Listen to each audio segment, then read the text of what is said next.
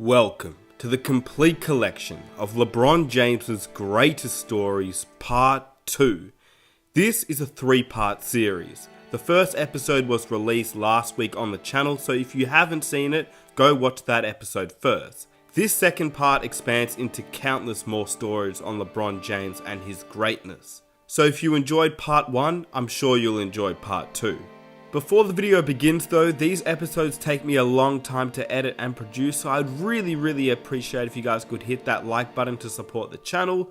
If you are new around here and you think you may enjoy the series, be sure to check the playlist link in the description box down below or on your top right. And if you enjoy the series, hit that subscribe button. And you can also hit that notification button so you are notified when a new episode releases. Without further ado, comment down below which player you would like to see next, and here is the complete collection of LeBron James's greatest stories told by NBA players and legends, Part 2. Who's the greatest scorer of this era? Is it Steph? Is it James? KD? LeBron James. Scorer. LeBron James. And I turned on ESPN one day, LeBron James was the guy that people say is the next Jordan. Timmy, in your opinion, what do you think is wrong with LeBron James's offense? I don't think there's anything wrong with LeBron's offense. Yo, he knows everything that's going on that court. He knows where everyone's supposed to be. He knows if the play is real, if the play is fake. He knows exactly what is expired all through that game. I don't know what the hell is going on. I don't know where he is, but mentally, I mean, he was like shooting 60% for weeks, you know, and I mean, he wasn't missing. He made it easy. Then it's all right, cool. I'll be here on defense.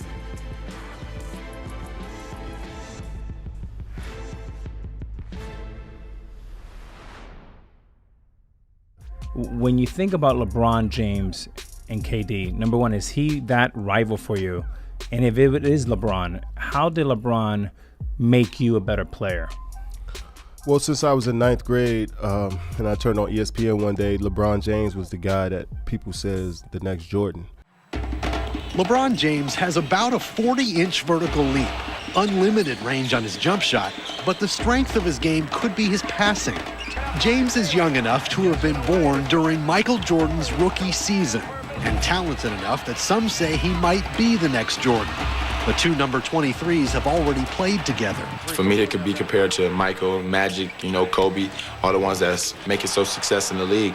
It's great, and I'm gonna just keep working hard, and someday it could be another one that could be compared to me. So in my mind, I was a 6'2" like JV player. I didn't play varsity my first year, my 9th grade year. So in my mind, I was like, this is the best player. So I have to be as good as this, or I have to look him in the eyes at some point in my career. So, that was always in the back of my mind as I worked, as I played games. I wondered, because that's what was told to me, that was the new guy, that was the next Jordan. So, but just having somebody that's been around since I took basketball serious and we're still playing against each other, that's pretty special to me, the longevity, and you can call it a rivalry, you can call it whatever, but to have somebody at the same position, whereas we guarding each other when we play is definitely special, because he's one of the best players that ever touched the floor. When you guys got to the playoffs against the Cavaliers, you had that 40-foot jump shot. Looking to inbound, Arenas puts up the three. Bang! Gilbert Arenas ties the game. And a timeout. Round one. Uh-huh. That was like kind of a very famous play. Uh-huh. What was it like to play? I mean, at that point, LeBron is on fire. Mm-hmm. I mean, he's really been on fire since day one. But you guys ended up, losing to the Cavaliers. And that was kind of like his coming out party, because that series he just goes off. Yeah. Is that heartbreaking? Yeah, because we were a better team. We were facing a guy that we didn't know. Well, I kind of knew because I hung out with him a lot, so I knew he was very intelligent. LeBron. Yeah. He was very smart. He was very, he did play chess mentally. Did you ever think, watching him then, that he would be where he is now? Yes. I remember I made a comment to one of my teammates, and I said, this is 2000, I think it was like 2004-05 season. Okay. I said, he's going to go down as top 3 greatest of all time and never taps into his real ability. As I said, because he doesn't have to. That's how dominant this man is going to be, that he's never going to have to tap into 100% of what is in that body. I watched something that I didn't see, and it came from an 18, 19-year-old kid. As I wrote it on my Instagram, where I'm at the house, we're playing cards. And he'll sit on the couch and have TV, like it looked like a bar. And him and Savannah, they're sitting there. You know, you got Richie, you know, all them. Right. Same crew he has, same team. Randy. Mav and all the same team. And he's sitting there just watching sports. Like, I mean, when I say what detail, like watching, knowing everything, knowing this girl's soccer, who's the best player, who should win. Like, it was like I'm like playing cards, but watching. You know, his TV setup was like a bar where, you know, you're just watching games, watching film. So I seen what his mind was doing from day one. It was like I'm like playing cards, but watching. Mm-hmm. And it was a computer. It was a computer.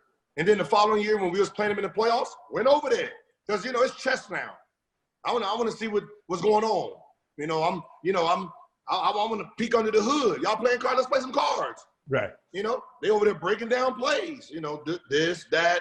You know, got the film. I'm watching our plays. Damn, man. Motherfuckers know everything over here, huh? Man. I can see what's going on. And I'm watching this man just study. He's watching 7 things at once. Soccer, high school basketball, college girl basketball, NBA, I mean, you know, football. Like, it's just, you're just sitting there just watching a machine. You know, his girlfriend at the time, wife now, taking notes, and I'm just sitting here like, wow, it's different. It's really different. So what everybody's hearing now, I knew then. Yeah, now I remember when we interviewed Iman Shumpert, you know, who played with LeBron as well. He said that LeBron's basketball IQ is superhuman. He'll literally, you know, when he's getting interviewed after the game, he will break down the play. He's like, oh, so-and-so went to the hole, blah, blah, blah. And he's like breaking down every part, and he has perfect memory. Like, it might be his biggest superpower, his ability to get everybody on the same page. Like, it's actually kind of scary. My first turnover, I saw something happening, and Marcus did a good job. Marcus Morris did a great job of reading it, threw it up ahead to Kev. He picked it off. My second turnover, I went baseline, lost my footing on Marcus Morris, another turnover. A couple of them, one in transition to Jeff Green, I thought I put it on his hands, and he kind of fumbled it. Wish I could have that one back. I maybe bounced past that one. Had a backdoor one to Swish. It hit his hands. I maybe should have not thrown that one. It was a little bit in traffic. Al Horford was right there, but it hit Swish's hands, but maybe should have took that one back. I had a post-up on Terry Rozier. They came in Peyton from the bottom side, and that means Peyton means they double from the baseline. Sorry, guys. And Jason Tatum got his hands on him. I had a guy wide open. I should have faked high and threw a low. And my last turnover was just very, very careless on Terry Rozier. We had a pick and roll. I got the switch, and I just lost it out of bounds on the other side of their, away from their basket. So that's my 6 turnovers. I think out of those 6, maybe 3 of them was just careless. I think the other 3 were attack turnovers, and I'm okay with that. Yo, he knows everything that's going on that court. He knows where everyone's supposed to be. He knows if the play is real, if the play is fake. He knows exactly what is expired all through that game. He said, Iman said he's never seen anyone do this before. Yeah, and that's LeBron. what we didn't understand in that playoff series, because playoff is about adjusting. It's about adjusting, reacting, and I don't think we reacted well to some of the subs, and plays go down to the last second, and the last second he's taking those shots, driving to the lane. So if you look at the game, you can see all the shots he hit at the end of the game were all layups. If you look at the defense, our center was never there. Yeah. Backboard, that would have counted. 2%. James, hard drive inside. It's over. Once again, the drive and the foul. Unstoppable going to the basket. Mike, he's so uncanny with his vision. Because he had his center pull. Like, I don't need Ilgauskas, even though Ilgauskas was an all-star. I don't need him because I don't need that lane to be clogged up when I decide to take over. Yeah, well, that's why LeBron is LeBron. Who's the greatest scorer of this era? Is it Steph? Is it James? KD? LeBron James. Scorer. LeBron James. It was open as always. I was open as always. I hear exactly what you're saying. I hear exactly what you're saying. And people might disagree with me, but understand this. The greatest scorer is not only its consistency, its longevity, and its amount. Like, I know, and it's weird. I know, because it's weird when you don't think of him as that. He doesn't approach the game as that. But when you look at the records, they are that. Yeah, and that's the. So like, if someone says who is the best natural scorer in the game today, everyone's gonna say, KD. I would, yeah. But who's the best scorer of all time? It'd be LeBron. When the numbers show, because that's longevity, and he could do anything he wants on the court. No, but it's long. You say longevity, like how did Kareem and Michael Jordan and Kobe Bryant and Karl Malone get to that level? Kareem longevity. Yeah, that's what I'm saying. It was all longevity. So it's like LeBron James playoff scoring, right? Playoff scoring. He passed Michael Jordan 3 seasons ago, and he's going to add to that, right? Or before his career ends. So to pass LeBron James in all-time playoff scoring records, somebody is going to have to do what? Average 30 points a game and go to like 13 NBA finals. That shit's not gonna be broken. The playoff one's not. And then he's gonna pass Kareem. So as much as we don't view him as a scorer, right? Like Steph's greatest shooter, Kevin Durant, greatest like weapon as a scorer because he's so big, but like, who's the greatest scorer? He's number 4 all time right now. You know, so funny. I had an argument with someone about that, and it was like, he's not even a natural scorer. And I say, and that should be funny because the guy who's a fast pass first thinker has beaten out 2 dominant scorers. Guys that just scored They first. just scored first, and that's not a disrespect. So how do you scored first? Like I said, how do you say he's not 25 points a game for 15 straight years? When you're talking about the greatest scorers of all time, would you put Michael Jordan and Kobe and Kareem and Karl Malone up there? But you don't consider Bron, even though he's about to pass all of those guys. But that's Timmy, in your opinion, what do you think is wrong with LeBron James's offense? I don't think there's anything wrong with LeBron's offense. You can live with him knocking down jump shots. Parker and Duncan each with 16. James to the basket, inside, banks it in, and there's his first field goal after missing his initial 8 shots from the field. I'll rephrase the question. What are you guys doing schematically to limit him offensively? We're guarding him with 5 guys. All by doing it with pack it in, or what else tactically? I mean, every team tries to guard him with 5 guys in one way or another. What are the Spurs doing that's different than other? We understand opponents? what kind of player he is. He is the best player in the world. So we're respecting him as that. So we're trying to make his life as difficult as possible. And every time he touches the ball, if we can keep him out of the open court, that's obviously where he really thrives. And if we can keep those away and keep his rhythm down, then it's better for us. Great job, man. Hey, man, I love how you're on 15 minutes. Stay that way, man. Stay that way. We're going to drive these guys. This is going to be your league in a little while. But I appreciate you giving us this year. That was, of course, after the final game. You said, this is going to be your league, but I appreciate you giving us a year. What was that moment like? You could just tell what he was going to be and who he was going to be, and that he was going to be such a dominant player for such a long time. And it was great playing games so early and again late in my career. Was Miami LeBron peak LeBron? Yeah, I have to argue. I think he's transformed so many times, but I feel he was on another planet. And just watching his trajectory of his career, you just see it coming. But playing against a young LeBron and an older LeBron, yeah. 2 different players, 2 totally different players, and it was fun to watch and be a part of. And it got to the point where we were just kind of, I'm a pretty good basketball player. But I'm kind of just watching him do his thing right now because he's just, I don't know what the hell is going on. I don't know where he is, but mentally, I mean, he was like shooting 60% for weeks, you know, and I mean, he wasn't missing. He made it easy. Then it's all right, cool. I'll be here on defense, getting some stops. I'll be open whenever you guys need me. It just became, he was very, very motivated to be successful. LeBron, you've talked about how much smarter you are compared to the 2007 finals, but what about on the court, your jump shot? Are you more confident now, and the improvement since then, how is that going to affect how they guard you this time around? Oh, well, I think in 07 they kept, when I got the ball, they kept me on the sideline. They went under a lot of my pick and rolls and dared me to shoot. And back in 07, I ran a lot of pick and rolls, and they funneled me to the sideline with Duncan and Alberto and Bruce Bowen and Michael Finley and those guys that just funneled me all the way to the sideline and dared me to shoot, and didn't allow me to get into the paint where I did most of my damage back in 07. So if you go into my pick and roll now, I'm going to shoot, and I'm confident I'm going to make every last one of them. A lot more. James for three. It out.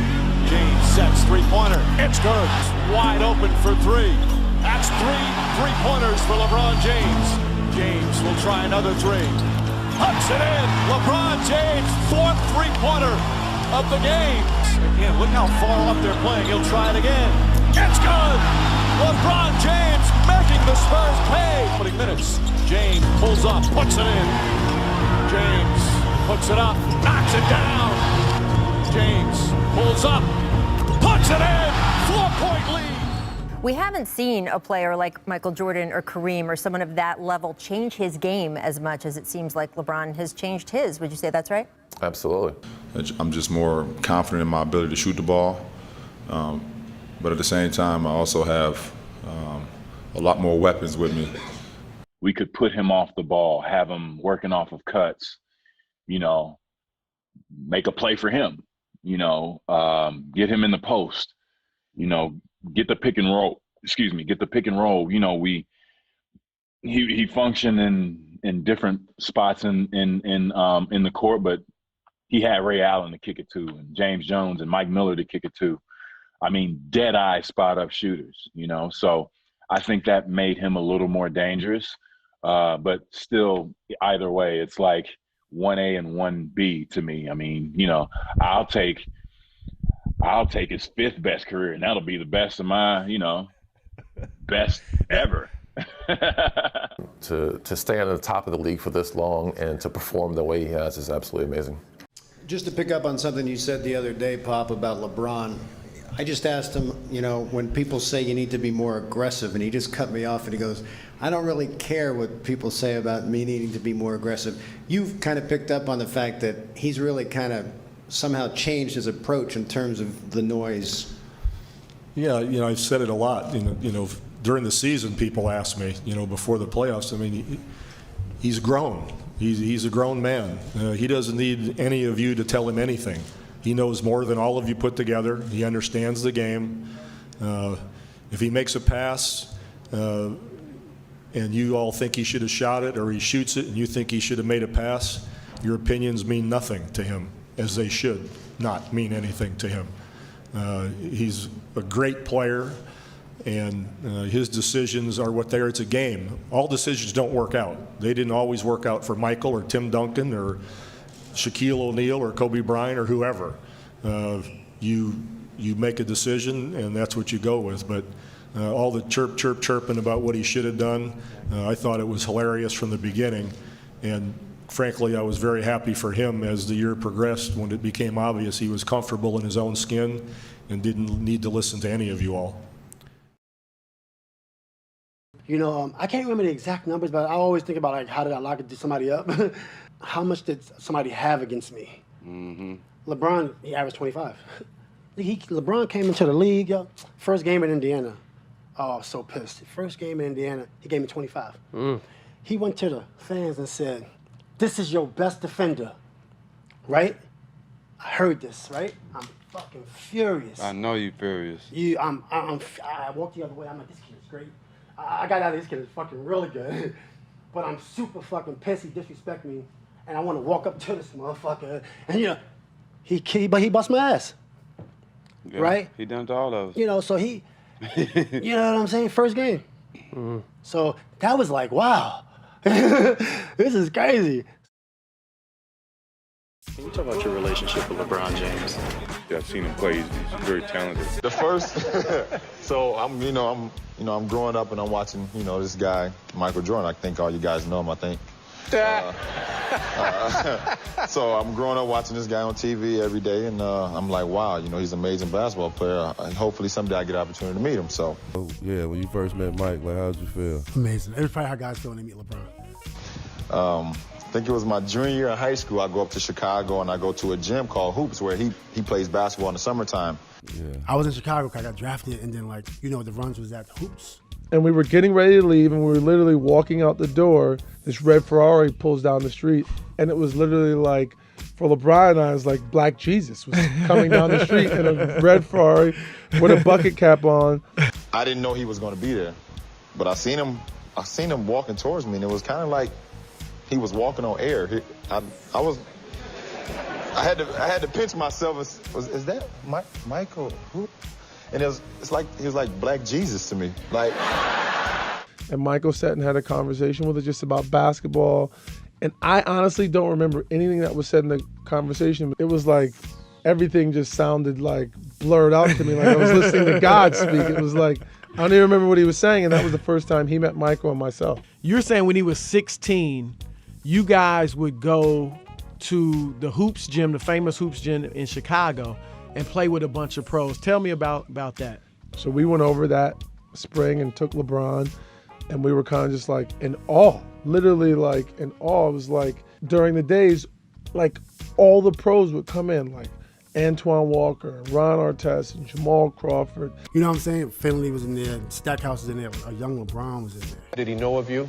Well, yeah, I think he did. He called me a young fella, of course, Yeah. and just basically told me to keep working at it, and someday I can get to the NBA. I was a junior in high school, so, I guess he told me something right, and I just kept working at it. At first, it was like LeBron was this 16-year-old kid. They're like, he couldn't get in the first game or two because they're pros. Why the hell do they care about a 16-year-old high school player? Who the hell is that? What difference does it make? We're here to get our work in, and we're trying to get better. But then Tim would let him in at the end of the run. I was there. Twan had brought him out there. That's why I he gave him was a there. forearm on fast break. He was coming. He was cooking. He couldn't. Nobody can guard him. LeBron James. At all. They couldn't guard him. I'm like, I'm getting embarrassed. He's embarrassing us. He was out there playing, and if you watch the game, he wasn't like dominating. He wasn't like, but he didn't stick out. You didn't go like, oh, there's a kid out there. It was like, oh, there's just another player out there. Like, he got a couple buckets. He's coming out full speed. LeBron James. Boom. I lay him on the floor. He get up and start cooking more. He's just tough. He was about 225 at that time. But I remember him just being tough. LeBron was nice. 15 years old, a killer. I remember. He was big and strong, and they couldn't guard him. That's how that wins clutch points. He was definitely playing well. What was it like meeting Michael Jordan for you? Was that pretty cool? Oh, yeah, it was great. For me to meet Michael Jordan, it was like, I think it was better than the president. I look at it like you're not going to get any better if you don't play hard. And you're not going to get any better if you're not trying to win every time. It seems like every drill that we do, we keep score. And if you lose, you run. No one likes to run. Running for no reason just is not what no one likes to do. So when you're out there, you're just kind of trying to compete, and trying to win every time you're out there. Just play as hard as you can. If you're going up against me, you're trying to bust me up. Because I'm going to come at you the same way, They always want us to address this on social media. They got like the one little clip going around from right before I was about to draft LeBron. Just so like D Miles, Bulls, like Ricky Davis. I want to say maybe it showed like 3 or 4 of them. And it seemed like they saying like some hating stuff. Is the 18-year-old from Akron truly the savior? We have better players than him in his position already on our team, though. His potential is probably, the sky's the limit for him, though. Good LeBron is just going to add to what we need and, just make things a little bit easier. This young kid gets picked up on the team. He's on the cover of this magazine, cover of that magazine. I saw LeBron on this channel, that channel. He's dunking over pimple-faced punks in Akron. I was like, yeah, let me see some real action. Yeah. At what point did you realize that he was totally legit and the real thing? And did you ever imagine that he would wind up being this great? Well, I knew he was the real thing when he came in. It was just a matter of time to when he was going to pick up and when he was going to actually learn the game. It's a difference in being great and learning the NBA game. And him coming in at an early age, it was a good fit. He came in and he did his thing. But when he first came into training camp, like he was NBA ready. Well, he was still young, but... Was he confident? He was confident. He was still a little nervous, still kind of feeling his way. But, you know, he had a lot of hype to live up to.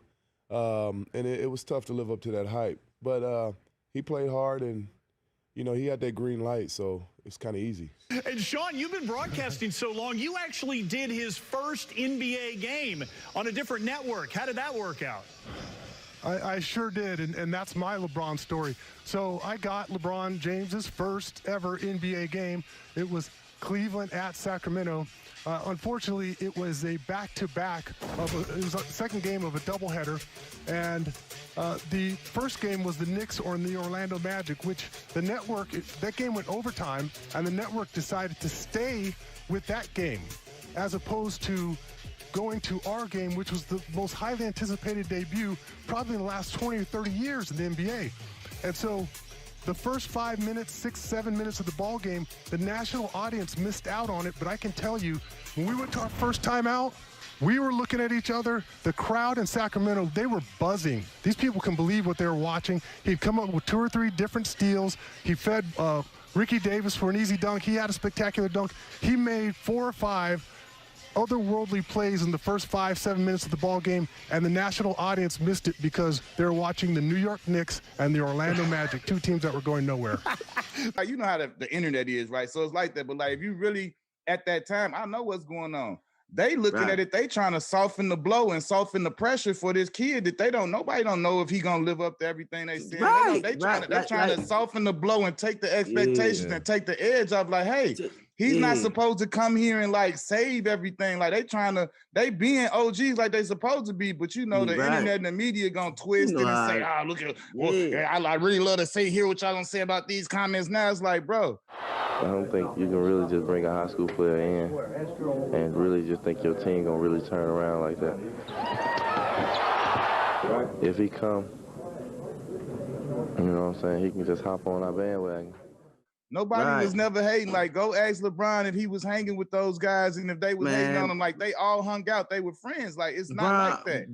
Bron was family, man. Straight up. Bron was family. D. Miles and Bron used to be together every day. All the time. Every day. See, I know this because I told you know, D, my bro. This is why I laugh when we see the comments. Folks don't know that because I don't see it every day. You can't do that. And we not those guys even try to address it. We just look at it and laugh, but you get it all day long, every day. Yeah, see, I was a dude. I ain't like a attention. You know what I'm saying? And Bron, he it's gonna just be attention around. You know what I'm saying? All that media and stuff. Mm-hmm. Yeah. So when it came down to that, like Bron used to be at the crib every day almost. Yeah. When he was still in high school, you know, with Rich. You write in the book about LeBron James, the main thing the two of you discussed is what constitutes a killer mentality. What was your message to him? Well, the message is always to go out there and dominate. Right? There's no let up. And once the game starts and once the practice begins, you know, you're in that mode. You know, everything's a game 7. I had individual meetings with LeBron and Kobe, one-on-one. And I said, well, I'll conduct a meeting, but I'd love for you to say something during the meeting. Would you feel comfortable in saying anything? Okay. And I don't care what you say, because I'll play off of it. The coach can do so much. You need internal leadership. Yeah, and so that commitment should translate into that type of thing. Any of the other guys have coaching staff or anybody? Defense, to me, defense and rebounding wins every time. No matter where you play here, you play in Mars, you play anywhere you want. If you can shut somebody down and rebound the basketball, you're gonna win, no matter who you're playing against. And I think that's the standard that we have to set.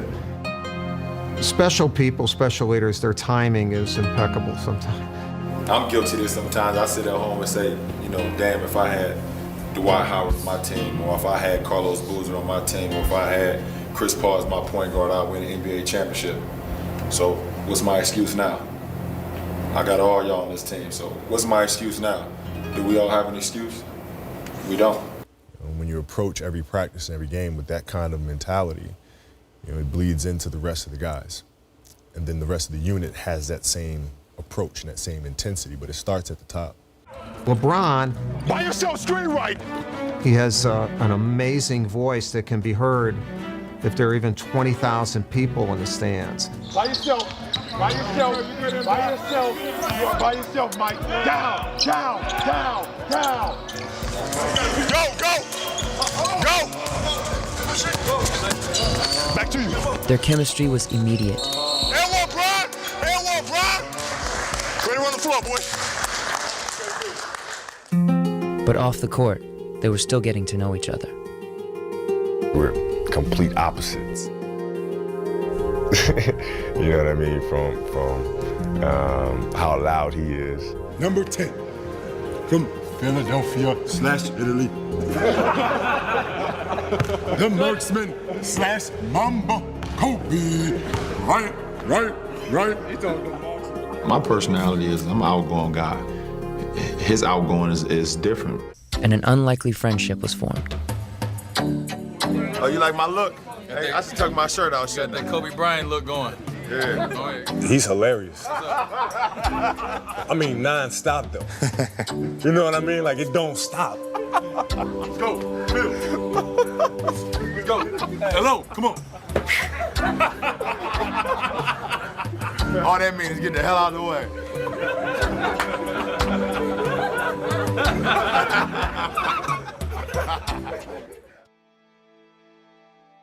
And that was part 2 of LeBron James's greatest NBA stories told by NBA players and legends. If you are ready for part number 3, be sure to hit that like button, subscribe if you are new, and hit that notification button, and let me know if you would like to see part number 3. Here are 2 more videos that you may enjoy, and I'll catch you guys in the next one. Peace.